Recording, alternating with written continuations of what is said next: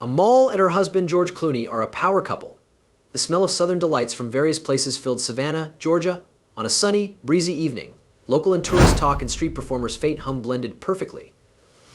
With its pleasant atmosphere, the Gardenia table stood out amid bustling restaurants. Its hearty southern cooking has made this restaurant a local favorite, but the friendlier greeting keeps people coming back.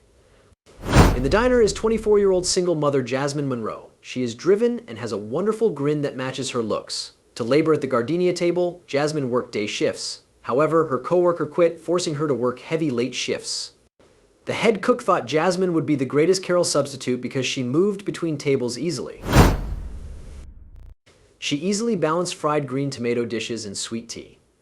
That's not everything. It appears she executed all of these things with ease and style, the team's principles. Jasmine enjoyed her job despite the hours. She connected with others, not for the money. She wanted to quit her work and create a coffee business. Even though raising her 6-year-old son Noah alone was difficult, she worked hard every day for her dream. Jasmine's Gardenia table routine was similar every day. This night would be one she would soon forget. A new ticket had appeared in the system. It appeared regular, but the workers had to look closer to discover the reservation name. This was George Clooney. This was when things got interesting. Jasmine didn't realize her life would change drastically. It started as another night of tending tables. However, something kind will soon make her cry. It only took one move that George Clooney considers unimportant. You should know a little about Jasmine's life before trying to grasp how George Clooney's performance affected her. The Monroes have always lived simply as black African-American single mothers with their kid Noah. She always woke up early. She feeds and prepares her 6-year-old son Noah for school at 5 in the morning. Even though she's fatigued after late shifts at the Gardenia table, she wakes up with the alarm clock most days. To answer your question, she didn't always have mornings free. She always does grocery shopping and checks past due debts. She visited her mother in a small retirement home outside town at the end of the week. Her daily workload was heavy, yet she always completed it. Jasmine worked daytime jobs before taking Carol's shift. Compared to her current shift, they moved rapidly. Mostly because everyone was eager to return to normal after eating. This kept the Gardenia table busy, so there was little time to rest. Despite being exhausted, Jasmine never changed her work style. She wanted to operate a cafe, but not alone. Instead, she planned to save enough money from work to buy her dream cafe. She saw it as a distant dream. Jasmine never doubted it. After some skepticism, a nighttime visit with George Clooney convinced her.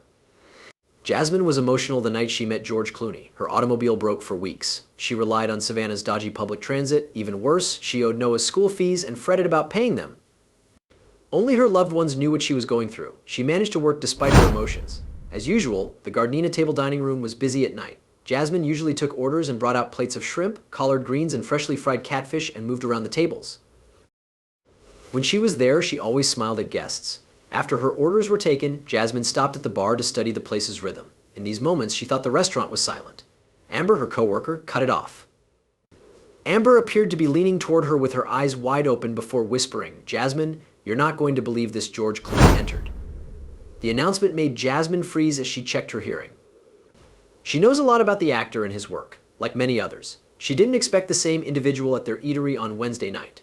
When the two women appeared shocked, Jasmine looked toward the door. George Clooney existed there. Jasmine's heart stopped. George Clooney. Who wouldn't really? No one imagined him in Savannah openly. Learn about the Gardenia table. The restaurant has hosted celebrities. However, renowned people wanted to meet George Clooney. It was different. George wasn't your typical Hollywood star. He also cared about others, which made Jasmine like him more. She had admired him for years, but she had to control her love and excitement to work. She inhaled deeply and examined the man before her before approaching his table. Clooney wore a black jacket, slacks, and headwear with sunglasses. He looked cool. Remember his breathing. He was so calm, he seemed to regulate his breathing. He grinned back at her even larger, as if to prove he could smile. Jasmine said, "Good evening, sir. Welcome to Gardenia." "Help me serve you tonight? My name is Jasmine." Now George said, "Thank you, Jasmine," with kindness. "Nice to be here." The corner window booth was snug, Jasmine showed him, where the glass showed the hanging lights' lovely radiance. She showed him their menu and recommended the crab cake and homemade cornbread before she drank him. "How should we start?" she asked. Clooney happily responded, "Sweet tea, I've heard Southerners must try it." Jasmine nodded, "Yes, of course it is. I'll bring that right out for you." She stared at the star as she returned to the kitchen. As he perused the menu, other diners noticed him. He appeared calm and content. Knowing they were looking at George Clooney, They sneakily shot pictures using their phones. He was aware. He only smiled and waved at the kids. After Jasmine gave Clooney his treat, she was pleased to find him nice. He sincerely thanked her and discussed the weather and Savannah's cuteness. Jasmine relaxed as they talked. Clooney wasn't reserved and high maintenance like she expected. He was heated, easy to chat to, and interested in Gardenia food and local history. Clooney devoured gumbo and fried chicken all night. Jasmine visited him occasionally to ensure everything was perfect. She attempted to stay professional, but she admired his demeanor. Famous people frequently act arrogant, yet he was humble and nice. He was unlike any other celebrity she had met. It was evident Clooney wasn't merely a celebrity. He realized how vital it was to connect with others, and his conversations were simple yet powerful. A surprise guest assisted Jasmine, making the evening a relief from her problems. If she was honest, those 35 minutes could have been her best. But George Clooney had other ideas. When the dinner rush subsided, George finished his food and tea. Like her peers, Jasmine stood straight and focused on excellent service. She looked at the bill she had sneakily placed on the table. She smiled and said, "Take your time." She let him pay the tab. Clooney stopped and took out his pen to review the ticket. While watching from afar, Jasmine avoided unwanted eye contact. He only caught her attention when writing the check. George Clooney evidently folded the ticket and placed it under his empty plate after writing on it. He did this before standing and thanking her. Her eyes were closed. "Dear Jasmine, thanks." Everyone knew the man was saying the truth from his voice. After Jasmine finished, he said, "The food was great, but your customer service and kindness made it even better." She blushed. She said, "Pleased to meet you, Mr. Clooney. Thanks for eating with us. Enjoy your remaining time in Savannah." She was supposed to respond this way. She had much more to say at the moment. She watched the man leave the restaurant without saying anything because she couldn't. He left a tiny wave in his charm. George Clooney tends to do that. You might have believed that was enough. Its absence astonished me. After calming down, Jasmine cleaned the table. She picked up the dish and unfolded the receipt, expecting the normal sum plus a tip. What she saw on the paper shocked her. Jasmine was surprised to see a $1,000 tip, which she never imagined possible. She gasped after receiving the tip. Even with her palm to her mouth, she couldn't speak. No improvement came from the tip note. "Jasmine, you are more like a star that lights up the night sky, George. Thank you for brightening a dark place of mine." She started crying as she realized what occurred. The history of George Clooney shows that he hasn't been a free-spirited star. If you remove charm and popularity, you'll find a man who enjoys solitude. He apparently picked up this behavior from his past and relationships. In truth, Clooney's early years in the profession were difficult. He faced more than rejection at the moment. Several industrial betrayals plagued him. Many don't know this. His first marriage to actress Talia Balsam ended in divorce, starting his problems. Due to skepticism, George Clooney took a long time to settle for more than a fling after his divorce. His friends helped him find Amal Alamuddin, his wife. Despite your expectations, that didn't affect the man's opinion of humans.